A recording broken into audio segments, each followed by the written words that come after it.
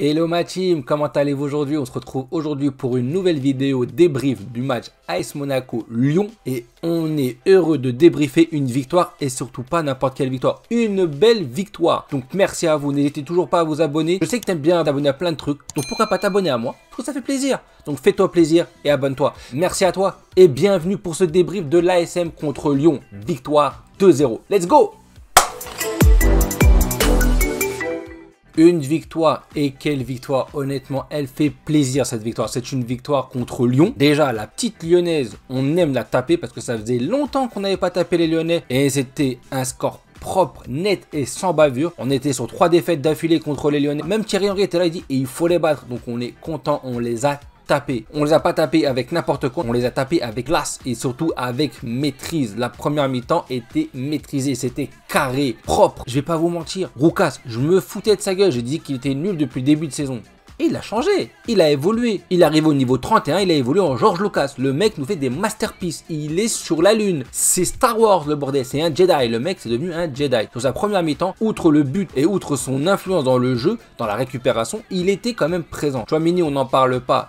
Au-dessus du top. Et Kovac, j'ai une petite pensée pour lui parce que depuis qu'il est parti, Ben Yedder est titulaire et on retrouve un Ben Yedder quand même assez XXL, un Ben Yedder de haut rang et ça fait plaisir. Donc comme je vous l'ai dit, la première mi-temps maîtrisée, carré, que ce soit de Sofiane Diop, à part la petite Martine à la plage qui elle est toujours nulle devant les buts, ça faudra vraiment qu'il s'entraîne, il fasse des spécifiques frappes au but parce qu'il est nul devant les cages et c'est incroyable d'avoir un joueur offensif avec aussi peu de talent offensif devant les buts, c'est incroyable. Même Ousmane Dembélé il marque mais lui non, donc il faut vraiment qu'il travaille ça. Et après on a vu la deuxième mi-temps, plus de maîtrise, Disasi a fait un match monstre et c'est vraiment plaisant, ça fait plaisir parce que ce n'est pas dans son habitude d'être aussi fort, mais là il a été robuste. Maripane, pareil, il nous a même gratifié d'un petit bisou contre Boateng, qui était à 2 doigts en fin de match de se prendre une Messi de Ben Yedder. C'était à 2 doigts. À un moment, je me suis dit, vas-y, va nous faire une Messi. Malheureusement, n'est pas Messi qui veut. Ben Yedder n'a pas réussi à lui mettre le petit crochet qui allait le faire tomber, mais c'était quand même beau. Ben Yedder a mangé la défense lyonnaise. Est-ce que c'est une victoire monégasque ou une défaite lyonnaise? En vrai, on n'en a rien à foutre. C'est une victoire monégasque et on a écrasé les Lyonnais.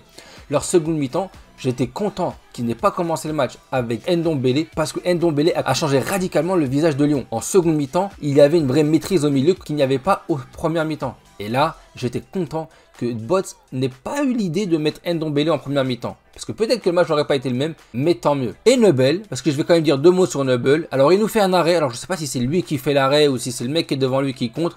Mais c'est relance. Oh là là là là. Frère, j'avais l'impression de voir mon neveu de 6 ans en train de faire des passes, ou en train de faire des frappes. C'était nul, c'était à chier, il a jamais trouvé un coéquipier à part quand c'était à 6 mètres en face de lui. C'était nul, ça a failli nous coûter cher. Mais bon, alhamdoulilah, il nous fait l'arrêt qui sauve tout, donc ça va. Maintenant, j'ai un petit truc, parce qu'on a vu quand même comment joue pour l'instant l'équipe de Clément. C'est en transition, c'est de la verticalité, c'est très bien. Néanmoins, attention, on jouait contre Lyon, c'est une équipe qui joue, qui n'est pas une équipe qui ferme, qui met le bus. Maintenant, il faut voir face à des équipes plus recroquevillées, face à des Lorient, face à des Brest, face à des équipes qui ne se projettent pas. Là, est-ce que notre cher ami Clément va mettre quelque chose d'autre en place, ou il y a quelque chose d'autre en place déjà mis en place? Bloup, ça reste à voir et c'est là où on va voir aussi la patte Clément. En tout cas, ça fait plaisir. C'est une victoire qui fait vraiment du bien et vraiment top au moral. On a été top 4 pendant quelques heures, mais on n'a jamais été aussi haut au classement. Donc là, ça fait plaisir. Le podium, pour moi, on n'y croit pas trop, mais c'est toujours bon de l'avoir en mire. Et la 4e place n'est pas loin. En tout cas, on est à fond derrière eux parce qu'il y a la Coupe de France qui se faufile. Il y a encore les matchs de championnat